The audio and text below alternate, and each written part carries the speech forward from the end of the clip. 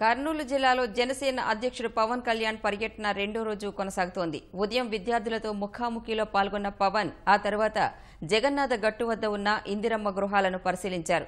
2006లో 400 ఎకరాల్లో నిర్మించిన గృహాలు నిర్లక్ష్యానికి గురయ్యాయన్నారు. కనీస వసతులు కూడా ఇక్కడ లేవన్నారు. ప్రభుత్వం ఇప్పటికైనా దశలవారీగా అభివృద్ధి చేయాలని కోరుతున్నారు. నిరుపయోగంగా ఉండిపోయినాయి.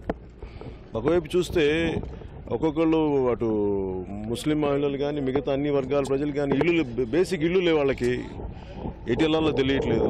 వాళ్ళు మొన్న ఏమో చేద్దామంటే మీరు ఇక్కడ ఉంటే కానీ లేదు మీరు లేకపోతే ఇక్కడ ఇల్లు ఇచ్చేస్తామని చెప్తుంటారంట.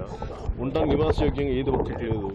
కనీస మౌలిక వసతులు, నీళ్లు, ఇటువంటి సౌకర్యాలు, రోడ్లు సౌకర్యాలు కూడా లేవు.